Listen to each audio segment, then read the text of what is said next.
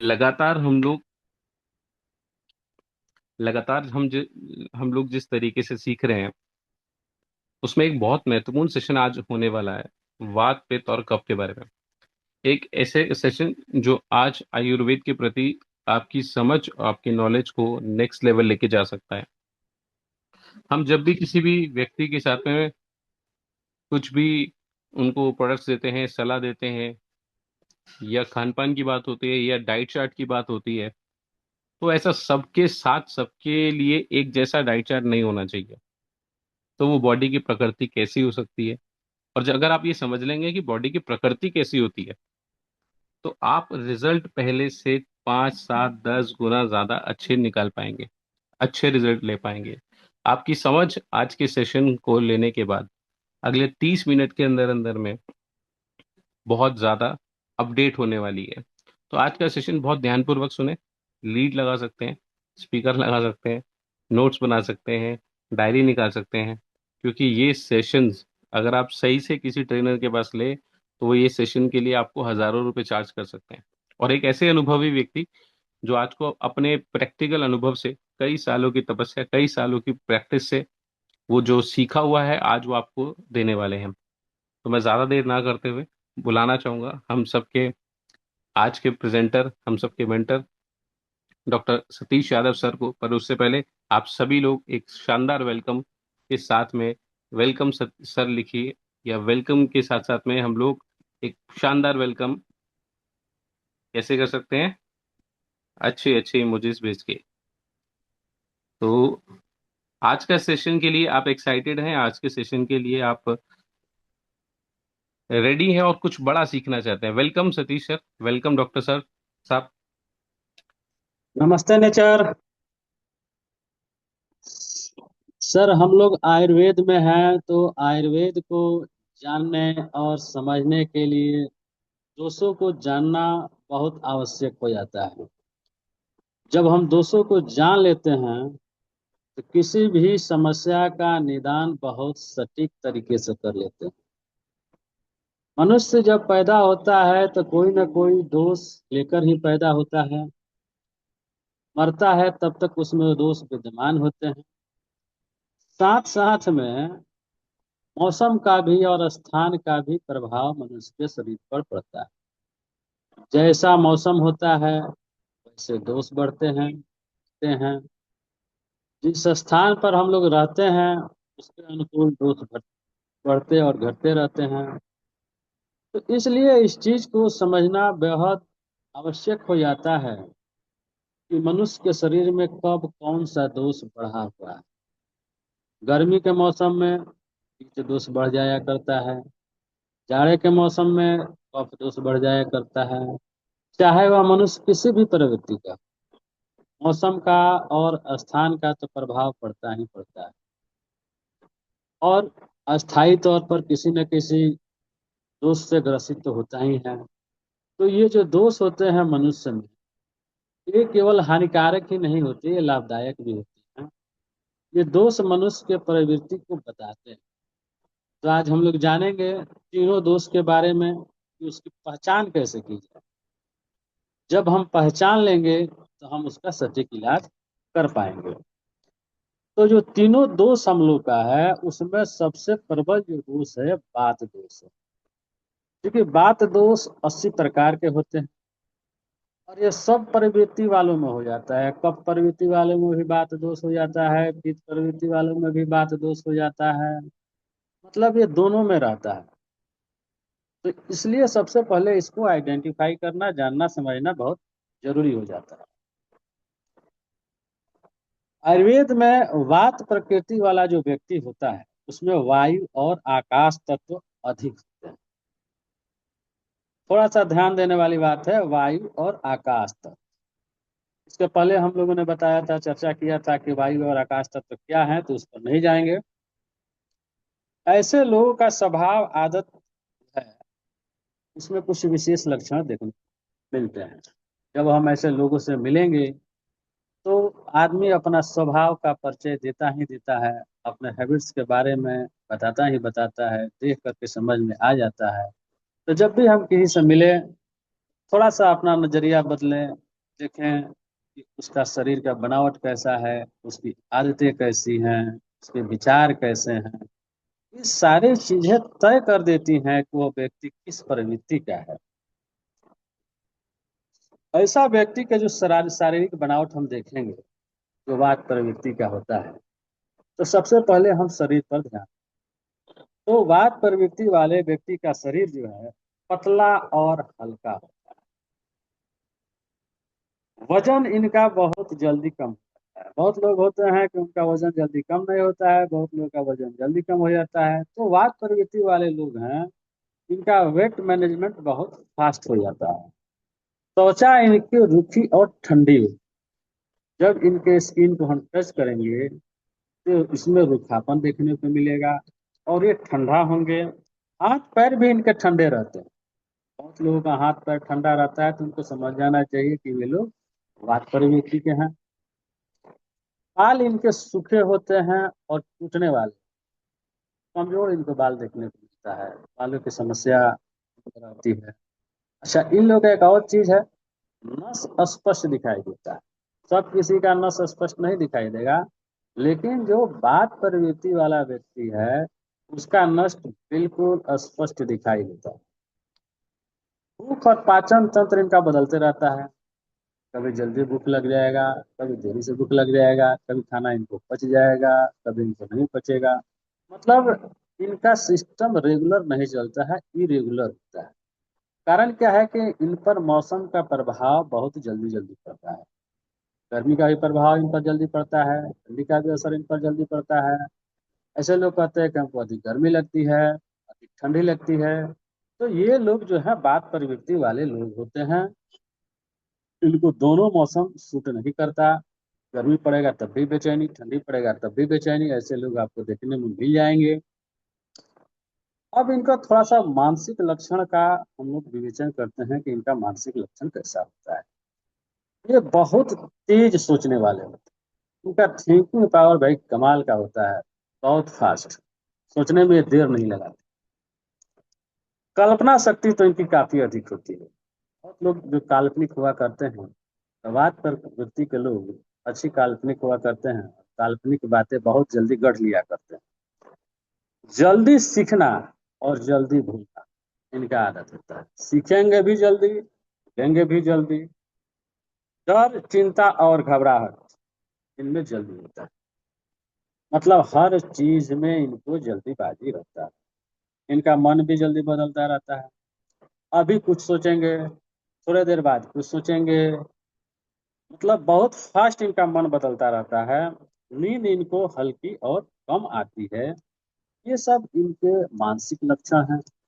इनका सटीक उदाहरण अगर आपको देखना हो, तो आजकल के टीवी एंकर को देख लीजिए, जो ये लोग सिलेक्शन करते हैं, कितना जल्दी जल्दी चार पांच लोगों को अकेले हैंडल कर देते हैं। तुरंत कभी किसी से सवाल कुछ कर डाला, उसके बाद किसी से कुछ कर डाला। आदमी सोचता भी नहीं है कि इतना फास्ट विचार इन लोगों के दिमाग में आता कैसे। ये बहुत अच्छे उदाहरण है, टीवी एंकर और एंकरनिया जितनी भी हैं, ये वाद प्रवृत्ति के बहुत अच्छे उदाहरण है। तो इस प्रवृत्ति के लोग जब आपको देखने को मिले तो समझ लीजिए ये वाद प्रवृत्ति के लोग। अब इनका थोड़ा सा बोल चाल और व्यवहार के बारे में चर्चा कर लेते हैं। ये लोग तेज बोलते हैं और थोड़ा सा अनुशासनहीन। इनमें बेचैनी और चंचलता ज्यादा रहती है। ये एक जगह नहीं टिक पाते हैं। इनमें एक लक्षण होती है कि यह स्थिर नहीं रहते। स्थिर मतलब गतिमान होती है। बात का भी प्रवृत्ति ऐसा ही है कि वो गतिमान रहे, नहीं, इनमें बेचैनी बराबर बना रहता है। महर्षि बागपत जी ने इनके स्वभाव की तुलना जो की है, ऐसे कहा गया है कि man is a social animal. नहीं, तो उसी क्रम में महर्षि बागपत जी अष्टांग हृदय में इनकी तुलना, इनके स्वभाव की जो तुलना है, कौवा से किया है कि कौवे की तरह ये लोग तेज बोलते हैं, जल्दी जल्दी काम करते हैं। चूहा और गिद्दड़ की तरह आपने देखा होगा कि स्थिरता उनमें बिल्कुल नहीं रहती है। नहीं, बेचैनी इनमें रहती है। कुत्ते की तरह स्थिरता इनमें नहीं रहती है, एक जगह नहीं बैठ पाते हैं।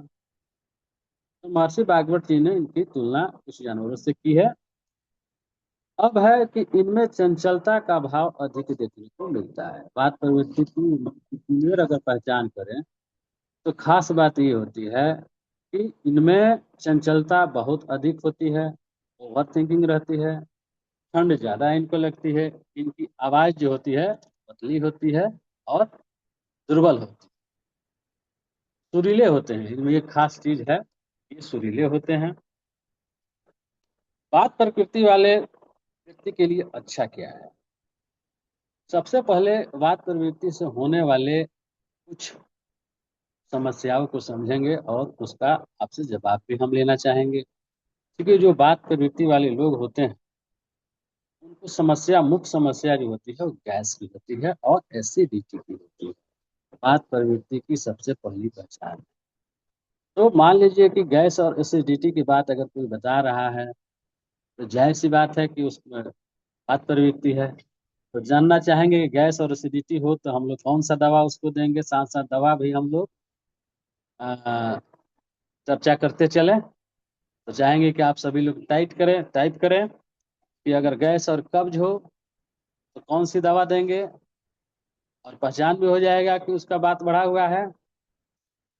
गैस और कब्ज के लिए, क्योंकि ऐसे लोगों का एसिडिटी की समस्या हमेशा बनी रहती है जो लोग वात प्रवृत्ति के होते हैं। तो चाहेंगे कि आप लोग टाइप करें गैस और कब्ज में कौन सी दवा दी जाएगी। गैस और कब्ज, इनमें जोड़ों का दर्द रहता है। जो व्यक्ति कह रहा है कि हमको जोड़ों का दर्द है, समझ लीजिए कि वो वात प्रवृत्ति का है। कमर में भी इनको दर्द रहता है, दर्द का शिकायत रहता है इन लोगों को। शरीर में कंपन रहता है, कंपन का भी दवा आप टाइप कर सकते हैं। क्योंकि नसें इनकी कमजोर होती है और इनका वो सूखापन रहता है। बिल्कुल एसिड इनएबिलिटी, उदर निरोगी।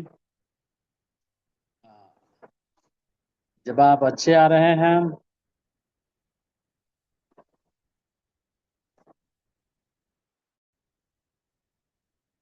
तो ये सब जो दवा आप टाइप कर रहे हैं ये वात रोगी की दवा है।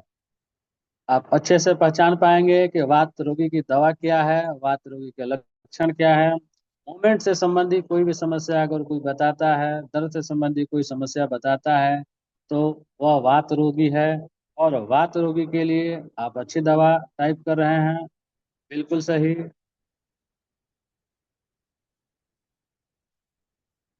वात प्रवृत्ति के लिए अगर घरेलू उपाय अगर कहा जाए तो सबसे अच्छा है तिल का तेल।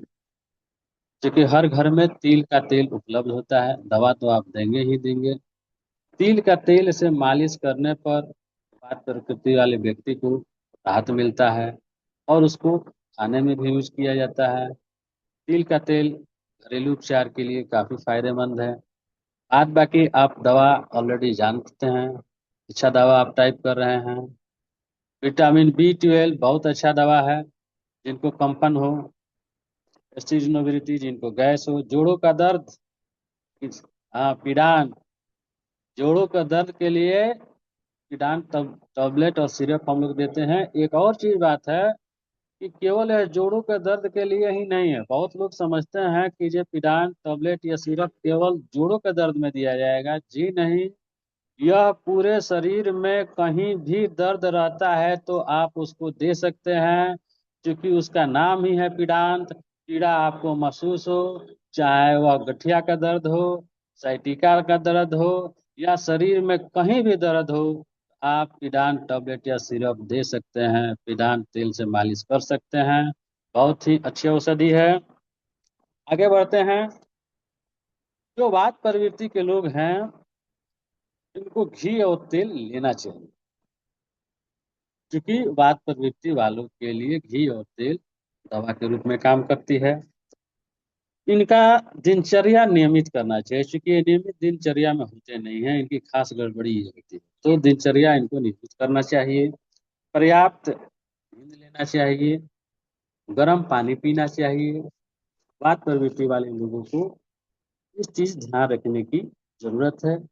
अब होता है कि बहुत से लोग पूछते हैं कि जी बात प्रवृत्ति के हम है तो हम क्या नहीं लें, किस चीज से परहेज करें, उसको भी जानना जरूरी होता है। तो इनको ज्यादा उपवास नहीं करना चाहिए, क्योंकि वात प्रवृत्ति के हैं, इनको ऐसे भी गैस और एसिडिटी बढ़ जाएगा।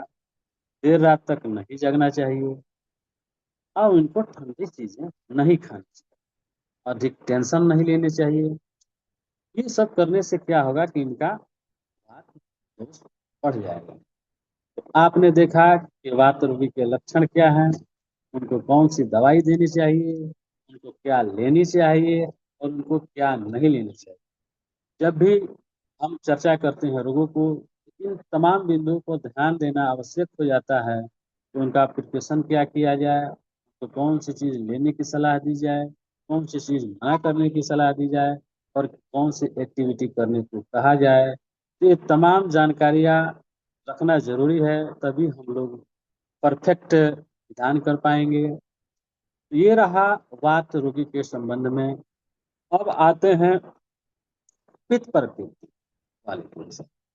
तो आयुर्वेद के हिसाब से जिस मनुष्य में पित्त प्रवृत्ति बढ़ा होता है उसमें तीक्ष्णता अधिक होती है और उसका डाइजेशन बहुत जल्दी हो जाता है। आपने देखा होगा कि बहुत लोगों को जल्दी जल्दी भूख लगता है, तो वे लोग पित्त प्रवृत्ति वाले होते हैं। थोड़ा सा इनके शारीरिक लक्षण और शारीरिक बनावट को जानते हैं। इनका शरीर जो होता है मध्यम और संतुलित होता है, शरीर में गर्मी अधिक होती है, त्वचा तो इनकी मुलायम होती है लेकिन गर्म होती है। वात प्रवृत्ति वालों में हमने क्या देखा कि उनकी त्वचा सुखापन है और ठंडी थी, और इनकी त्वचा क्या है, मुलायम है और गर्म है। तो थोड़ा सा त्वचा में भी यहाँ डिफरेंस आ गया नहीं। और इनको ज्यादा पसीना आता है, बहुत लोग कहते हैं कि हमको पसीना ज्यादा आता है, तो अग्नि तत्व ज्यादा बढ़ा हुआ है, तो जाहिर सी बात है कि उनको पसीना ज्यादा आएगा, भूख ज्यादा लगेगा। इनका बाल जल्दी सफेद भी होता है और जल्दी झड़ता भी है। तो जिन लोगों के बाल जल्दी सफेद हो रहे हों, उम्र से पहले झड़ रहे हों, तो समझ लिए कि पीत प्रवृत्ति के व्यक्ति हैं। अब इनके व्यवहार और आदतों पर आते हैं कि इनका व्यवहार और आदत क्या है। इनका व्यवहार जो है, बातें स्पष्ट होती है और तेज होती है, ये तेज बोल। देखा होगा कि बहुत लोग स्लो बोलते हैं, बहुत लोग तेज बोलते हैं, तो तेज बोलने वाले में होते हैं। और भूख लगते ही इनमें चिड़चिड़ापन का भाव आ जाता है, ये भूख बर्दाश्त नहीं करते, ये बेचैन हो जाते हैं। गर्म मौसम इनसे बर्दाश्त नहीं। ठंडा मौसम तो ये लोग बर्दाश्त कर लेंगे, लेकिन गर्म मौसम में बर्दाश्त नहीं होता। लेकिन इन लोगों में खास बात ये है कि ये लोग अनुशासन को पसंद करते हैं, अनुशासित होते हैं। इनकी बुद्धि को अगर देखें तो ये तेज निर्णय लेने वाले हैं।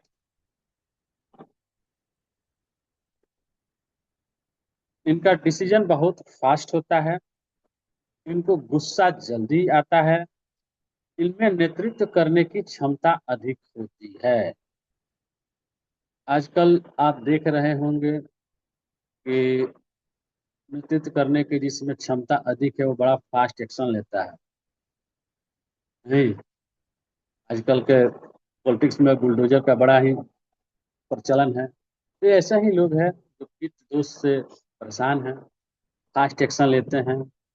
ये वही लोग हैं कि इनको छेड़िएगा तो ये छोड़ेंगे नहीं। जब तक आपने इनको छेड़ा नहीं है तब तक कोई दिक्कत नहीं, आपने छेड़ दिया तो छोड़ेंगे नहीं। ये ऐसे बात जो लोग कहते हैं तो समझ जाना चाहिए कि ये लोग पीर से ग्रसित व्यक्ति हैं। इनके संदर्भ में महर्षि वाग्भट जी लिखते हैं, ये मध्यम आयु वाले होते हैं, पंडित होते हैं, और ये झगड़ा झंझट नहीं चाहते हैं। ये किसी की आलोचना नहीं करना चाहते हैं। नहीं, ये जो है इनका स्वभाव जो है यक्ष के समान है। ये धीर वीर गंभीर होने का प्रयास करते हैं, लेकिन अंदर से इनमें बेचैनी रहती है। आप लोगों ने देखा होगा कि बहुत से लोग अंदर से बेचैन होते हैं लेकिन ऊपर से अपने को शांत बनाए रखते हैं। ये वही लोग हैं, लोग कहते हैं आग लगा देना है, तो इनके अंदर ऑलरेडी आग लगी होती है कि अपनी किसी काम को बड़ा परफेक्ट ढंग से और समय के साथ कंप्लीट करते हैं। इनका नेतृत्व जो होता है काबिल तारीफ होता है। अब होता है कि जब आदमी में पित्त दोष बढ़ जाएगा, तो पित्त दोष बढ़ेगा तो उसकी दिक्कतें क्या होंगी। तो पित्त दोष जब उसको बढ़ जाएगा तब उसको एसिडिटी होगी। देखिए यहाँ भी एसिडिटी की बात आ गया। आपने एसिडिटी के लिए एसिडोमेगालिटी लिखा था। इनमें जलन, चाहेंगे कि जलन के लिए आप कौन सा दवा देना चाहेंगे। इनके मुंह में छाले होंगे। आप लोग दवा लिखते चलिए। इनको त्वचा से संबंधित बीमारियां होंगी। स्किन डिजीज इनको होने की ज्यादा संभावना रहती है। इनको भी ज्यादा गुस्सा आता है और इनके पेट में गर्मी रहती है। पेट में जो गर्मी का लक्षण है, यह पित्त दोष का सबसे बड़ा लक्षण। जो लोग आकर कहते हैं कि हमारे पेट में गर्मी रहती है, समझ लीजिए उनका पित्त दोष बढ़ा रहता है। अब ये लोग आते हैं तो पूछते हैं कि भाई हम लोग क्या खाएं, हमारे लिए क्या अच्छा है। ऐसे लोगों के लिए मीठा चीज आप कह सकते हैं, कड़वा कह सकते हैं और कसैला स्वाद कह सकते हैं, ये इनके लिए अच्छे हैं। नारियल पानी अच्छा है। घी जो है पेट का बहुत अच्छा समन करता है, लेकिन सीमित मात्रा, अधिक मात्रा में नहीं। खीरा है, लौका है, आंवला है, ये पित्त दोष का समन करने की परम औषधि। अब है कि पित्त दोष वालों को क्या नहीं करना चाहिए, ये भी जानना जरूरी है। इनको ज्यादा मिर्च मसाला वाला भोजन नहीं लेना चाहिए, खट्टा भोजन नहीं लेना चाहिए, तला हुआ भोजन नहीं लेना चाहिए। ये सब चीजें से इनको बचना जरूरी है। क्योंकि जब ये गर्म चीजें लेंगे, इनके शरीर ऑलरेडी पहले से गर्म रहता है, इनकी प्रवृत्ति ऑलरेडी गर्म है, तो इनको गर्म चीज से बचना है। इनको ठंडी चीजें लेना है ताकि इनका बैलेंस बना रहे। अब आते हैं कफ दोष। कफ दोष के लक्षण को जानेंगे, कफ दोष के व्यक्ति को जानेंगे। तो कफ प्रवृत्ति वाले व्यक्ति में पृथ्वी और जल तत्व अधिक। ऐसे लोगों का शरीर मजबूत, स्थिर और शांत स्वभाव का। लोग कहते हैं ना कि व्यक्ति जो है शांत स्वभाव के, तो उनमें कफ दोष की अधिकता होती है। इनकी थोड़ा सा शारीरिक बनावट को देखेंगे। इनका जो शारीरिक बनावट होता है, इनका वजन जल्दी बढ़ जाता है, ये अक्सर मोटे आपको देखने को मिल जाए कफ प्रवृत्ति वाले। इनकी त्वचा देखेंगे तो मुलायम होगी और चिकनी होगी और ठंडी होगी। कफ प्रवृत्ति है तो ऑलरेडी ठंडी का प्रकोप बढ़ा रहेगा। इनके बाल घने और मजबूत होते हैं कफ प्रवृत्ति वाले। चेहरा गोल होता है और आकर्षक होता है, ये खास बातें हैं। और इनको पसीना कम आता है, गर्मी के भी दिनों में इनको पसीना कम आएगा। भूख धीमा होता है, पाचन स्थिर होता है। इनको खाना थोड़ा देरी से हजम, क्योंकि इनका अग्नि जो है बंद हुआ करता है, इसलिए इनका डाइजेशन स्लो हुआ करता है। तो बहुत लोग इसको अपना बीमारी मान लेते हैं, भाई हमको खाना पता नहीं। नहीं, आपकी प्रवृत्ति कब की है तो आपका डाइजेशन ऑलरेडी स्लो होगा ही होगा, इसमें घबराने की कोई जरूरत नहीं है। इनको तो नींद खूब आता है। आपने देखा होगा कई लोगों की बहुत जल्दी सो जाते हैं, कहीं सो जाते हैं। और पीत प्रवृत्ति वाले लोग सोचते हैं भाई ये आदमी सोता कैसे इतना जल्दी, हमको तो नींद ही नहीं आता। जो प्रवृत्ति की बात है, वो कफ प्रवृत्ति का है, उसके शरीर में कफ ज्यादा पड़ा हुआ है, उसको नींद जल्दी आएगी। पीत प्रवृत्ति वाले में अग्नि ज्यादा पड़ा हुआ है तो उसको बेचैनी रहता है, तो उसको नींद कम आता है। यही सब कारण होते हैं, लोग सोचते रहते हैं कि आखिर इतना जल्दी अगला सोता क्यों। इनके थोड़े व्यवहार और आदतों को समझेंगे तो ये लोग थोड़े से आलसी और सुस्त हैं, थोड़ा आराम पसंद लोग हैं। ये लोग धीरे धीरे बोलते हैं, धीरे धीरे चलते हैं। चीजों से लगाव इनको जल्दी हो जाता है।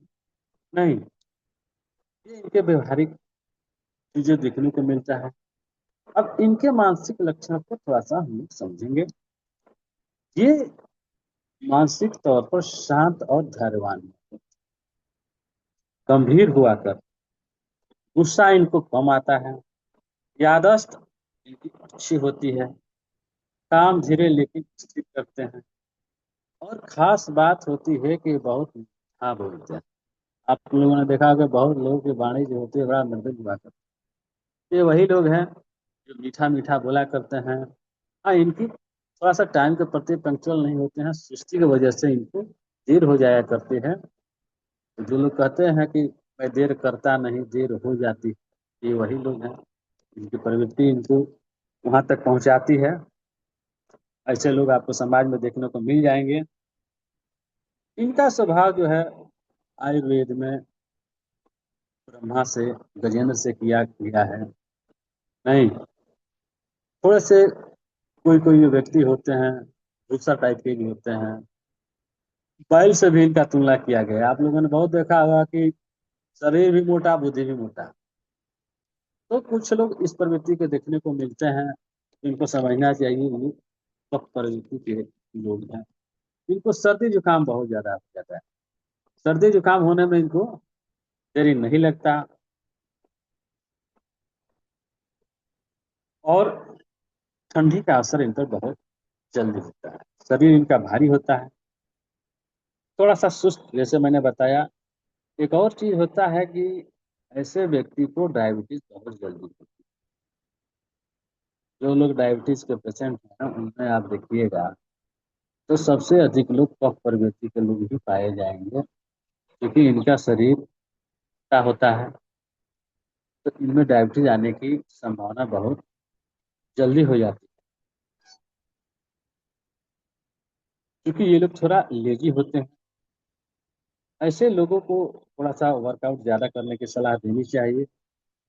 हाँ, इनमें सुस्ती, मधुमेह, सूजन और नींद बहुत ज्यादा होता है। ऐसे व्यक्ति में क्या दवा हम लोग प्रिस्क्राइब करेंगे जिनमें सुस्ती रहता हो, डायबिटीज की संभावना हो, शरीर में सूजन हो, नींद ज्यादा आता हो? नहीं, उसके लिए दवा हम लोग क्या प्रिस्क्राइब करेंगे? अच्छा, एक और चीज, बहुत लोग लिखे हैं सी बकथ्रॉन। बहुत अच्छी बात। सी बकथ्रॉन की तासीर जो कल चर्चा हुआ, उसकी कैसी होती है, तासीर को जानना जरूरी है। कि कोई दवा हम किसी को देते हैं तो उस दवा की तासीर कैसी होती है। तो सवाल है मेरा, सी बकथ्रम की तासीर कैसी होती है? बिल्कुल सही जवाब मदन गोपाल जी ने दिया है, गरम। सी बकथ्रम की तासीर गरम होती है। तो कफ प्रवृत्ति वाले व्यक्ति के लिए सी बकथ्रम बेहतर दवा है। लोगों को लगता है कि उसकी तासीर ठंडी होती है क्योंकि ठंडे जगह पर उगता है, लेकिन इसका जस्ट अपोजिट, उसकी तासीर गर्म होती है। और जिनको कफ प्रवृत्ति है के लिए सी बकथ्रम बेहतर दवा है।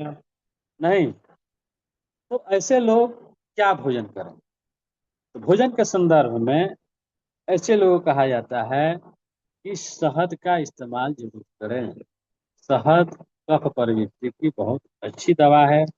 अदरक और काली मिर्च का इस्तेमाल करें, ये भी कफ प्रवृत्ति के लिए अच्छी चीजें हैं। हर व्यक्ति के घर में ये चीज उपलब्ध है। नियमित व्यायाम करें।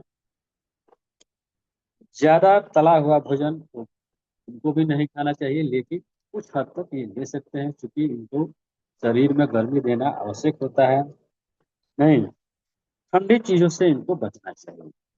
कफ प्रवृत्ति के जो लोग हैं इन्हें हमेशा ठंडी चीज से बचनी चाहिए। ठंडी चीज इनके दोस्त को बढ़ा देगी। तो हमने देखा तीनों प्रवृत्ति के लोगों को, वात प्रवृत्ति, पित्त प्रवृत्ति और कफ प्रवृत्ति के लोगों को, कि इनमें क्या लक्षण दिखाई देते हैं। अब है क्या, इन सारे लक्षणों को जानने के बाद भी कई बार कंफ्यूजन आदमी में हो जाता है कि आदमी पहचान में नहीं। तो उस पर थोड़ा सा एक नजर और डालना पड़ता है, अपने नजरिया को चेंज करना पड़ता है। बहुत से लोग होते हैं कि उनमें कफ दोष भी होगा और वात दोष भी होगा, क्योंकि वात दोष ऐसा है जो कफ दोष वाले के साथ भी जाकर के बैठता है और पित्त दोष वालों के साथ भी बैठता है। तो ऐसे लोग मिलेंगे जिनका वात और पित्त दोनों बढ़ा हो। ऐसे प्रवृत्ति के लोगों को वात और पित्त का रोगी कहा जाता है। और ऐसे लोगों में दोनों चीज देखने को मिलते हैं, दोनों के गुण देखने को मिलते हैं। वात और पित्त दोनों के गुण देखने को मिलते हैं। तो ये लोग जब आएंगे तो अपनी बीमारी बताएंगे, तो ये लोग त्वचा से संबंधित, नस से संबंधित और निद्रा से संबंधित अपनी बीमारियों को रखेंगे। वात पित्त वाले जो हैं, ये जब दोनों लक्षण आ जाता है तो इनको जब दवा देने हैं तो दोनों को दवा मिला करके देना है, वात वाला भी और पित्त वाला भी। क्योंकि इनमें ये कॉमन प्रॉब्लम होता है तो इनको मेडिसिन भी कॉमन ही चलेगा। अब है कि वैसे भी लोग मिलेंगे जिनको वात और कफ के लक्षण होते हैं। तो वात कफ लक्षण वाले जो रोगी होते हैं, ये जब आ करके अपनी बीमारी बताते हैं, जैसे कहते हैं कि हमको दमा, तो जब ये दमा कहते हैं तो दमा का मतलब यह है कि इनको कफ जमा होता है, इनके कफ नालियों में रुकावट पैदा करता है और बात जो है श्वास लेने की प्रक्रिया को कठिन बना देता है। ये दोनों का कॉम्बिनेशन होता है जो लोग दमा के रोगी। पुरानी खांसी किसी को सूखी होती है, किसी को बलगम वाली खांसी होती है। तो सूखी खांसी खांसी है तो बात वाली खांसी है, बलगम वाली खांसी है तो कफ वाली खांसी है। तो ये दोनों का मिश्रण है। तो इसको भी समझना जरूरी होता है कि बीमारी जो है उसमें कौन कौन सी प्रवृत्ति। अभी आपने देखा कि पित्त प्रवृत्ति और वात प्रवृत्ति का भी मिश्रण वाले व्यक्ति मिलते हैं, वात प्रवृत्ति वाले और कफ प्रवृत्ति वाले भी मिश्रित रोग मिलते हैं। तो उनको बीमारी से, लक्षण से लोग जान सकते हैं। बहुत से लोगों को होता है कि उनको साइनस होता है। तो साइनस क्या करता है कि नाक में कफ को जमाता है और उनके सर में दर्द रहता है। नहीं, तो वात जो होता है वो सर में दर्द बनाता है और कफ नाक में उनको जमा होता है। तो ये जो बीमारियां हैं वह वात और कफ से जुड़ी बीमारियां हैं। तो ऐसी बीमारियां आती हैं तो दोनों को मिला करके दवा देना पड़ता है। कई लोग मिलेंगे जिनको वात पित्त और कफ तीनों बढ़ा हुआ होगा, तीनों दोष मिलेंगे। इसी को हम लोग कहते हैं त्रिदोष। मतलब उस व्यक्ति में तीनों दोष हैं, वात पित्त कफ तीनों है। तो इसका उदाहरण क्या हो सकता है? जैसे सन्निपात ज्वर, जिन लोगों को बुखार होता है, टाइफाइड होता है, निमोनिया होता है, तो उनमें आप देखिएगा कि उनको ठंडा भी लगता है, उनको तेज जलन भी रहता है, शरीर में गर्मी भी रहता है और दर्द भी रहता है, तीनों चीज रहता है उनको। तो वो व्यक्ति क्या है? वात पित्त और कफ तीनों से ग्रसित है, जिसको सन्निपात ज्वर है। पाइल्स के रोगी जो मिलते हैं, तो पाइल्स के रोगी भी वात पित्त कफ तीनों से ग्रसित होते हैं। इनमें दर्द होता है, जलन होता है और खुजली होता है। तो यहाँ भी आपको तीनों दोष देखने को मिल गए। तो ऐसे व्यक्ति को बोलते हैं कि भाई इसमें त्रिदोष है। स्किन डिजीज, स्किन डिजीज वाले लोगों को भी तीनों दोष होते हैं। नहीं, वात पित्त कफ। तो वात पित्त कफ वाले अगर रोगी मिलते हैं तो इनको ऐसी मेडिसिन दी जाए कि इनको तीनों बैलेंस हो। तो हम जानना चाहेंगे वात पित्त कफ तीनों अगर बड़ा हो तो उसका कोई एक मेडिसिन आप सिलेक्शन करें, क्या हो सकता है? चैट में लिखें। बात पीत कफ तीनों दोष बढ़ा हो तो वैसे में कोई एक मेडिसिन सिलेक्शन करना हो तो सबसे पहला मेडिसिन क्या होगा? बिल्कुल सही जवाब आ रहा है, त्रिफला त्रिफला त्रिफला। तीनों रोग की दवा है, अमल की भी, भित की और हरित की भी है। नहीं, तो अभी आपने समझा कि तीनों दोष अगर बढ़ा हो तो उसको कैसे समझें, दो दोष बढ़ा हो उसको कैसे समझें और तीनों दोष बढ़ा हो तो कैसे समझें। तो जब हम इसको आइडेंटिफाई कर लेते हैं कि मनुष्य की प्रवृत्ति कैसी है, तो केवल उसके बीमारी और समस्या को ही हम नहीं आइडेंटिफाई करते हैं, उसके स्वभाव, गुण और समझ, तीन चीज को हम आइडेंटिफाई करते हैं। और जब आप किसी मनुष्य के स्वभाव के, गुण के और सोच को आइडेंटिफाई कर लेते हैं, तो आप उसको बेहतर ढंग से जान और पहचान सकते हैं। बहुत लोग कहते हैं कि आजकल आदमी को पहचानना कठिन हो गया है। तो जब आप सिस्टम को जान जाएंगे तो आप आसानी से पहचान पाएंगे। आप इलाज ही नहीं कर पाएंगे, आप धोखा भी नहीं खाएंगे, और बिना बताए रोगी के आप बहुत कुछ समझ पाएंगे। आयुर्वेद में कहा गया है कि जो लोग इलाज करते हैं वो सबसे पहले रोगी को देख करके बहुत बातें समझ जाया करते हैं, क्योंकि बॉडी स्ट्रक्चर उनका बताता है कि उनकी प्रवृत्ति कैसी है। उनसे बात करने के बाद उनका बोल चाल बताता है कि उनकी प्रवृत्ति कैसी है, उनका स्वभाव बताता है कि उनकी प्रवृत्ति कैसी है, उनका कैरेक्टर बताता है कि उनकी प्रवृत्ति कैसी है।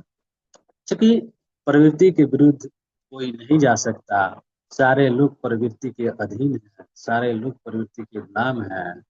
तो जब हम प्रवृत्ति को जान लेंगे, समझ लेंगे, तो रोगों का निदान करने में काफी सरलता हम लोग को होगा। आसानी से तथ्यों को हम समझ पाएंगे। बहुत से लोग अपनी अंदर की बहुत सी बातें नहीं बता पाते हैं, लेकिन जब प्रवृत्ति हम समझेंगे तो हम मन ही मन बहुत सी बातें समझ जाएंगे जो अगला नहीं बताना चाहता है। पहले के लोग मन की बात को कैसे समझ जाया करते थे, यही सारे सिद्धांत है, यही सारे विचार हैं, यही सारी जानकारियां हैं जिस पर लोग अमल करके, जिस पर चल करके विचार करके आपके मन की बातों को जान जाया करते थे। आज भी मनोविज्ञान है तो लोग जान जाया करते हैं। तो आयुर्वेद में उपचार के लिए, अपने को फिट एंड फाइन रखने के लिए तीनों प्रवृत्ति को जानना, समझना जरूरी होता है। आज हमने पढ़ा तीनों प्रवृत्ति के बारे में, बात पित्त कफ के बारे में। आगे भी कई सारे चैप्टर हैं, अगर मौका मिला तो उसमें रस रसायन के बारे में जानेंगे, नहीं, गुण के बारे में जानेंगे, क्योंकि इसी सब चीज से मनुष्य का करेक्टर जो है निर्माण होता है। हमारे गुरु जी थे, कहा करते थे कि मनुष्य का करेक्टर उसके खान पान, उसके रहन सहन, उसके स्वभाव, उसके विचार आदि से उसका निर्माण हुआ करता है। तो यही वो चीजें हैं, आपकी आदतें, आपकी भोजन, आपकी दिनचर्या आपके कैरेक्टर का निर्माण करती है। ये तय करती है कि आप में कौन से दोष अधिक हैं, कौन से दोष कम हैं। हम लोग का काम यही है कि कोई व्यक्ति हो तो तीनों दोष को बैलेंस करे। तीनों दोष अगर हमारा बैलेंस स्थिति में रहेगा तो हमारा मेटाबॉलिज्म पावर जो है फिट एंड फाइन रहेगा, जल्दी कोई बीमारी नहीं आएगी, वाइटल पावर स्ट्रांग रहेगा। उसका वाइटल पावर स्ट्रांग है, उससे जल्दी कोई बीमारी नहीं होती है। तो हम लोगों को तीनों दोस्त को मैनेज करना है, और तीनों दोस्त को मैनेज करने के लिए डॉक्टर नेचर वेलनेस में बहुत अच्छी दवाई दी गई है, और उन दवाइयों का इस्तेमाल करके तीनों दोस्त को मैनेज कर सकते हैं। मेंटल तौर पर मैनेज करने के लिए हमारे अपलाइन ने मॉर्निंग मंत्रा बना ही दिया है कि हम लोग सुबह रोज अपना मेंटल हेल्थ को फिट एंड फाइन करें। एक न एक सब्जेक्ट पर चर्चा करके हम अपने आप को अपडेट करते रहें, और बीच बीच में ट्रेनिंग सेशन हुआ ही करता है, वहाँ भी जाकर हम लोग अपडेट होते रहें। इससे केवल हम जानकारी ही नहीं लेंगे, इसका सकारात्मक प्रभाव भी हमारे जीवन में पड़ता है। जब मनुष्य के जीवन में सकारात्मक प्रभाव पड़ता है तो अच्छा एक्शन लेता है। तो आज इसे सब चर्चा नहीं करते हुए मैं अपनी बातों को यही समाप्त करना चाहूँगा। Thank you very much all of you from my side.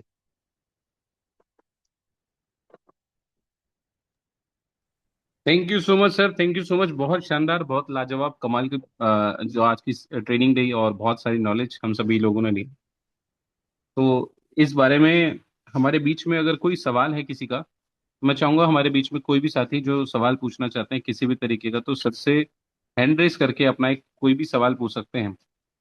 आपकी प्रवृत्ति वात है, पित्त है, कफ है, वो क्या है? सबसे पहले आपको ये समझना पड़ेगा अपनी हेल्थ को ठीक करने के लिए। अपने परिवार में सबको समझना पड़ेगा कि परिवार की परिस्थिति कैसी है। तो अगर कई बार ऐसे है कि किसी को गर्मी भी ज्यादा लग रही है, कफ भी बन रहा है, कई बार कंफ्यूजन आ रही है, जैसे आपने कहा कि तीनों दोष होते हैं, ऐसे में कोई सवाल तो हमारे बीच में है विवेक कुमार जी। विवेक सर, आपका माइक ऑन कर दिया है, अपना सवाल पूछ सकते हैं सर से। Good morning sir. जी सर। आज का सेशन आपने बहुत अच्छा दिया।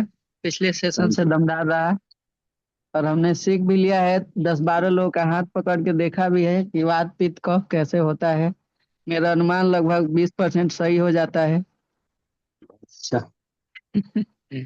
और मैं जानना चाहता हूँ कि मैं भी वात प्रवृत्ति का हूँ। पिछले 10 दिन से मैं सो नहीं पा रहा हूँ। जी। इस समस्या का कोई निवारण बताएं।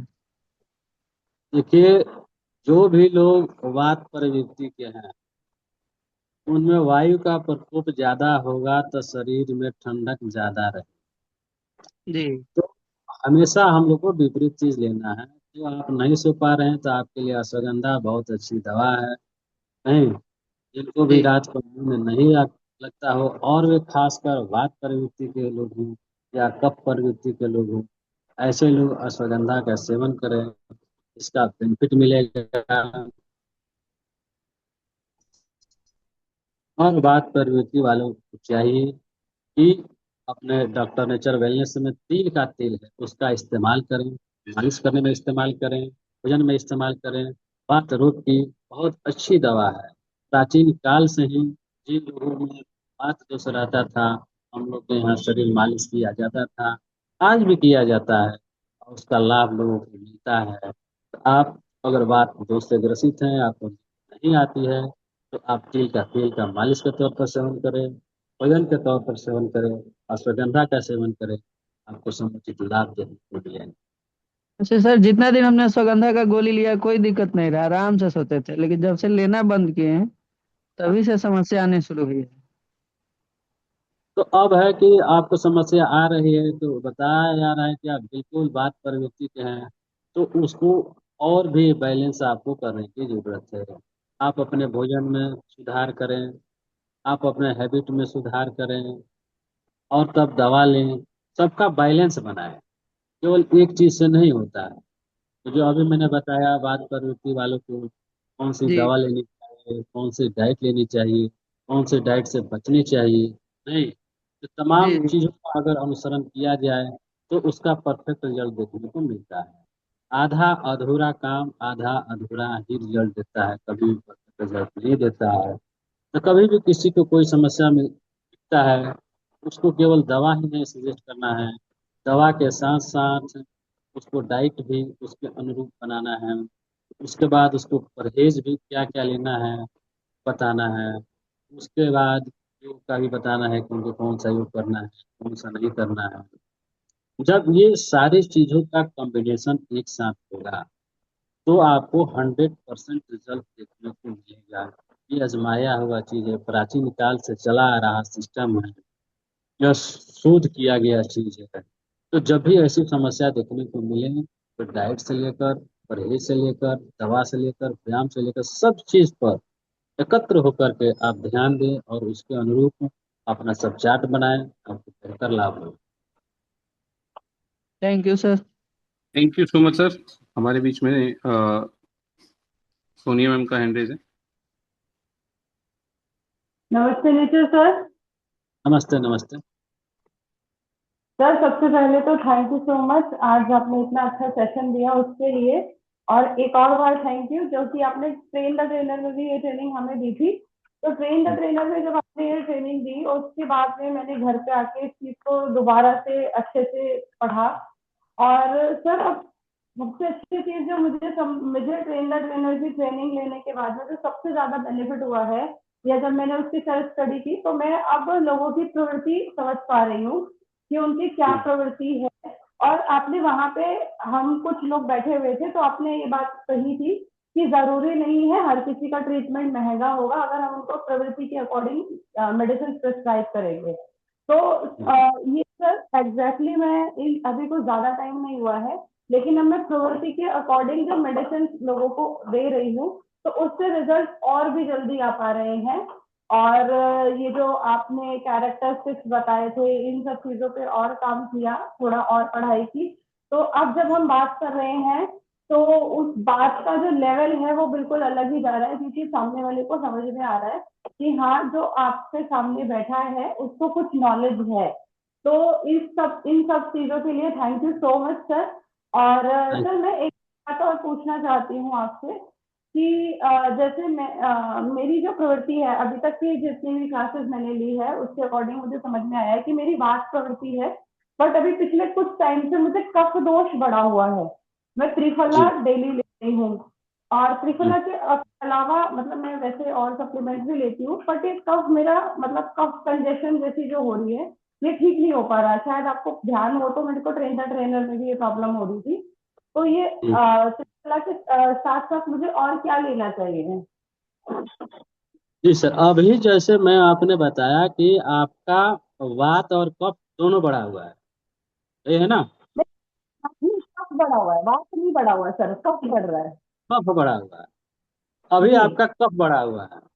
जी। तो कफ दोष अगर बढ़ा हुआ है तो, और लंबे समय से आपको सर्दी खांसी जुकाम बना रहा है, तो वैसी स्थिति में आप लंग्स डिटॉक्स और टर्मरिक ड्रिंक्स, उसके साथ साथ अश्वगंधा ले सकते हैं। आपको बेहतर लाभ देखने को मिलेगा। डाइट में आप गर्म चीज़ें लें, ठंडी चीज़ लेने से बचें। थोड़ा सा एक्सरसाइज को बढ़ाएं, आपको बेहतर लाभ देखने को मिलेगा।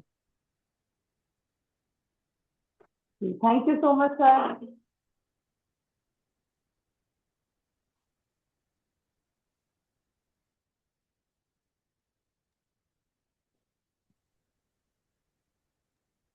Thank you so much sir. Next next आपने हमारे बीच बहुत में, अच्छे से मुझे बताया। नेक्स्ट अभिषेक सर है हमारे बीच में, हैंड रेज है। नमस्ते नेचर सर। नमस्ते। जी।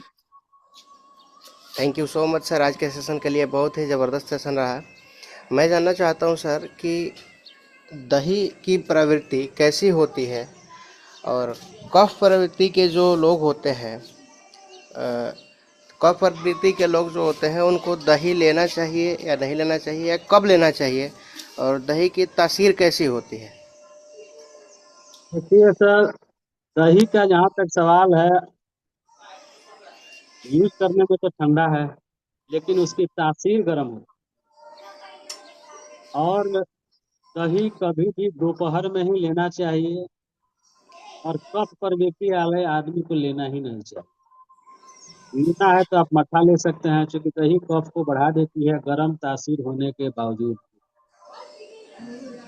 और रात को तो बिल्कुल नहीं लेना चाहिए, किसी को नहीं लेना चाहिए। आप पित्त प्रवृत्ति के लोग ले सकते हैं, थोड़ा सा ले सकते हैं, नहीं, इससे हम लोग के यहाँ प्रचलन ज़्यादा है, क्योंकि जल्दी डाइजेस्ट करने में दिक्कत होता है आंतों को, उसका डाइजेशन थोड़ा स्लो होता है। और आजकल क्या है कि कोई भी व्यक्ति उतना शारीरिक श्रम कर नहीं रहा।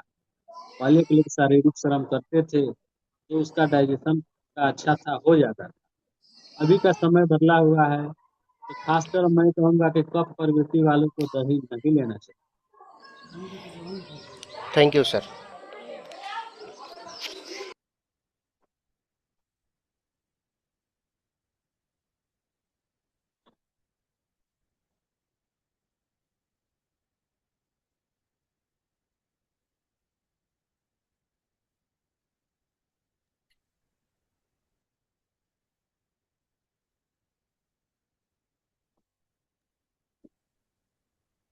जी थैंक यू सर। नमस्ते नेचर सर।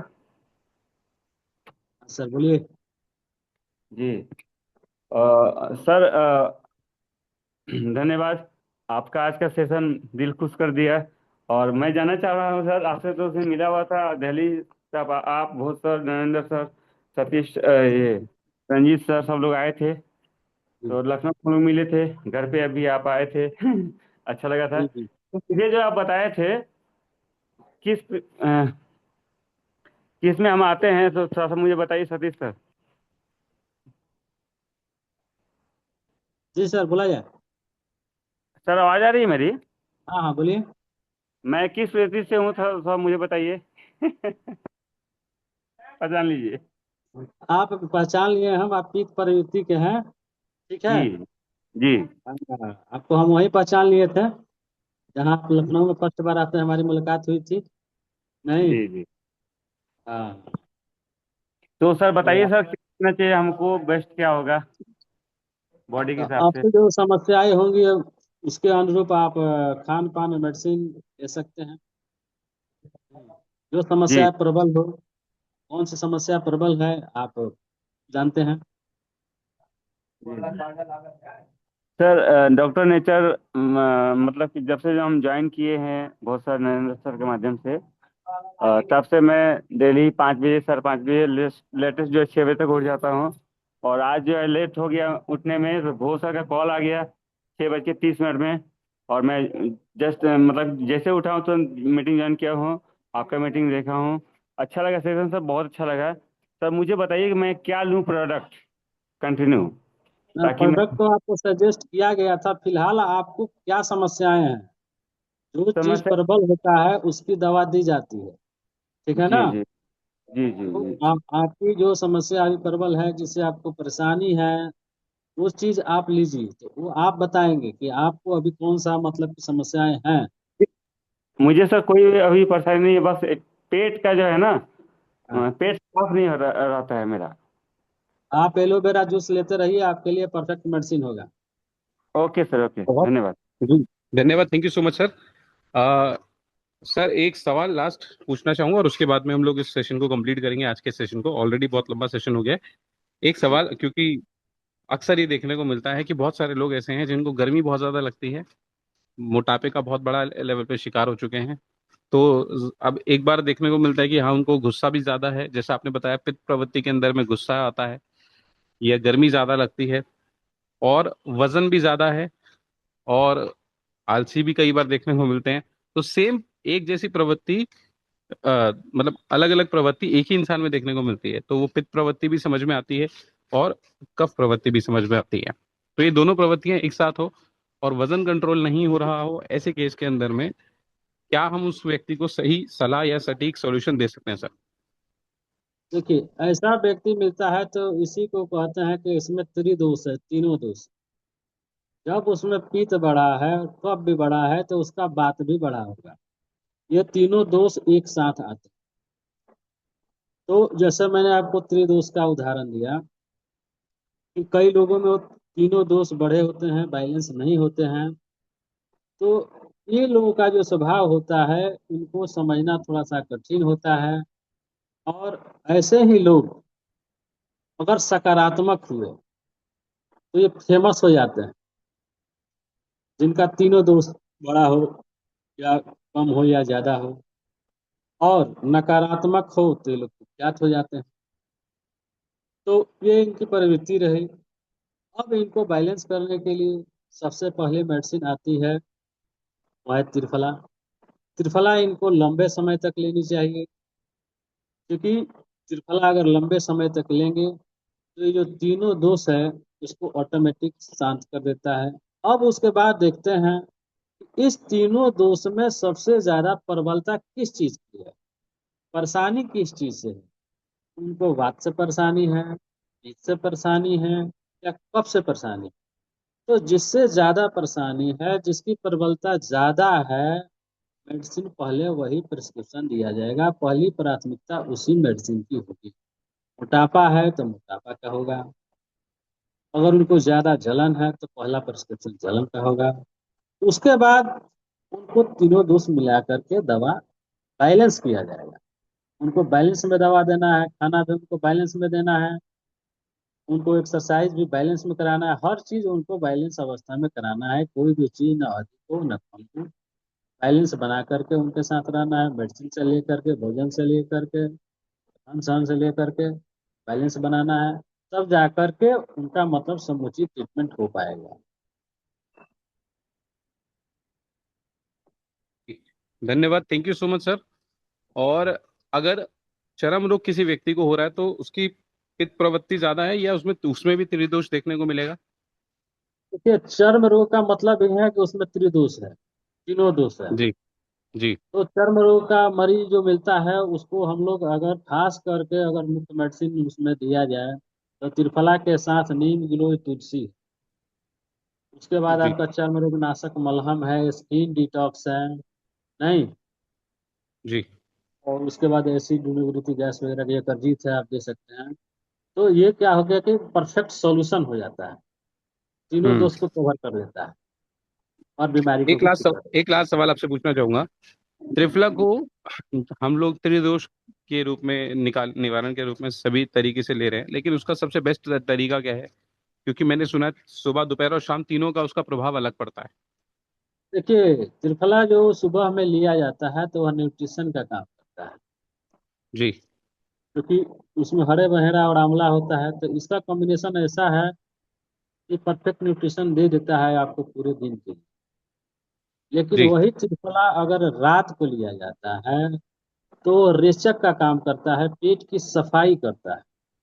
और जिन लोगों को कॉन्स्टिपेशन की समस्या रहता हो, पाचन तंत्र में गड़बड़ी रहता हो, वे अगर रात को सोते वक्त त्रिफला लेते हैं तो उनका डाइजेशन सिस्टम ठीक हो जाता है। उनको सुबह साफ शौच होता है, डाइजेशन की समस्या उनको खत्म हो जाती है।